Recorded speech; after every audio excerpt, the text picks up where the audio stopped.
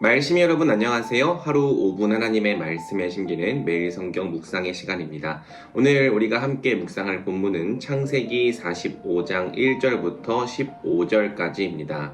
어제 본문을 통해 우리는 요셉의 마지막 시험 앞에서 유다가 보여주었던 믿음의 행동을 살펴보았습니다. 유다는 베냐민을 내어놓으라는 요셉의 요구 앞에서 자기 목숨으로 베냐민을 대속해달라고 요청하죠. 우리는 그러한 유다의 모습 속에서 장차 유다의 후손으로 오실 예수님의 모습을 희미하게 엿볼 수 있다는 내용을 살펴보았습니다. 오늘 본문은 유다의 그런 요구 앞에서 요셉이 북받치는 감정을 억누르지 못하고 마침내 자신의 정체를 공개하는 장면을 우리에게 보여줍니다.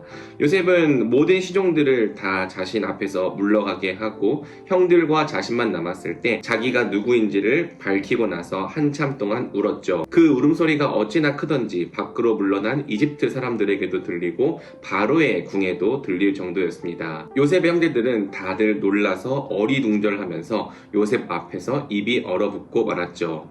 요셉은 형들을 가까이 부릅니다. 그리고 자신에게 일어났던 일들을 설명해 주면서 형들에게 계속해서 걱정하지 말라, 자책하지 말라라고 이야기를 합니다. 자, 여기서 우리가 묵상하고 싶은 포인트가 등장하는데요. 그것은 요셉이 자신에게 일어났던 인생의 고난들에 하나님 중심적인 해석을 부여했다는 것입니다. 요셉은 말하죠. 형님들이 나를 이곳에 팔아넘기긴 하였습니다만 그것은 하나님이 형님들보다 앞서서 나를 여기에 보내셔서 우리의 목숨을 살려주시려고 그렇게 하신 것입니다.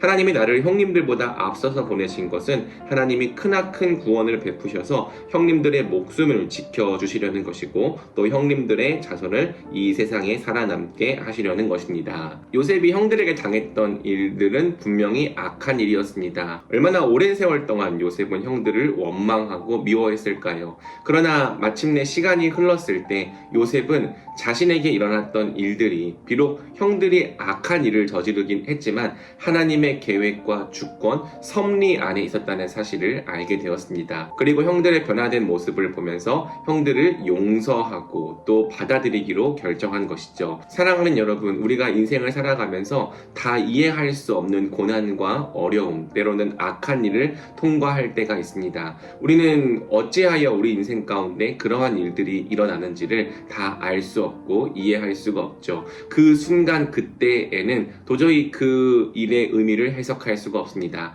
그러나 시간이 흘러 어느 순간 우리가 그 사건을 다시 바라보게 될 때가 있을 것입니다. 그 사건 자체가 변한 것은 아니죠. 그러나 그 사건을 이해하고 해석하는 우리의 눈, 우리의 관점은 바뀔 수 있죠.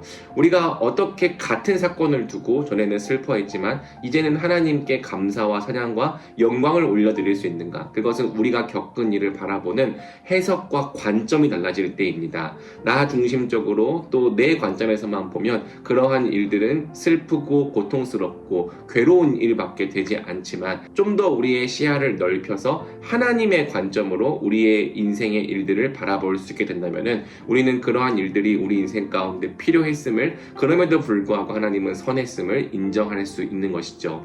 그리고 여기에 더해서 우리가 한 가지 더 묵상하고 싶은 것은 마침내 그러한 시각을 통해 요셉이 형들을 용서할 수 있었다는 것입니다. 형들이 분명 자신에게 행한 일들은 악한 일이었지만 요셉이 자기 인생을 새로운 시각으로 해석할 수 있게 되자 형들이 행했던 일들에 대해서도 다시 생각해 볼 수 있는 마음을 가지게 된 것이죠. 그리고 형들이 비록 자신에게 악을 행했지만 그것을 선으로 바꾸신 하나님을 생각하며 형들을 용서할 수 있었던 것입니다. 여러분, 마찬가지입니다. 우리가 다른 사람을 어떻게 용서할 수 있을까요? 사실 그 사람이 행한 악 자체만 보면 용서하기가 어려울지 모릅니다. 그러나 그럼에도 불구하고 이 모든 악을 선으로 바꾸신 그 하나님의 역사를 생각해 볼 때, 하나님 중심적인 관점으로 바라볼 때 우리는 비록 그 사람이 악을 저질렀지만 또 그 또한 연약했으며 그것 또한 하나님의 계획과 섭리 안에 있음을 인정할 수 있는 것이죠. 즉 우리의 문제를 한 걸음 뒤로 물러 떨어져서 바라볼 수 있게 될 때 우리는 그토록 커 보였던 일, 절대로 용서할 수 없을 것 같았던 일들에 대해서도 새로운 시각으로 바라볼 수 있게 되는 것입니다. 그리고 우리가 그렇게 바라볼 수 있게 되는 순간 다른 사람들에 대하여 기꺼이 용서를 행하는 자들이 될 수가 있는 것이죠. 바라기는 그러한 용서가 이 땅에서 이루어지면 좋겠습니다. 하지만 만약 우리가 이 땅에서 다른 사람들을 다 용서하지 못한다면 우리는 앞으로 장차 하나님 나라에서도 누군가를 용서할 수 있는 기회를 얻게 될 거예요. 특히 내가 용서해야 될 사람이 같은 그리스도인이었을 때 우리가 도저히 이 땅에서는 그 사람을 용서할 수 없었을지라도 하나님 나라에서 우리 인생에 대한 완전한 이해와 해석과 관점을 갖게 될 때 하나님께 대하여 영광을 돌리며 그들에 대하여 너그러운 용서를 우리가 하나님 나라에서는 보일 수 있게 되는 것입니다. 바라기는 오늘 본문에 드러난 이 요셉의 자기 인생 해석과 또 형들에 대한 용서가 또 우리의 것이 되기를 간절히 소원하며 오늘 말씀을 붙잡고 기도하면 좋겠습니다. 같이 기도할까요? 사랑해 주님 감사합니다.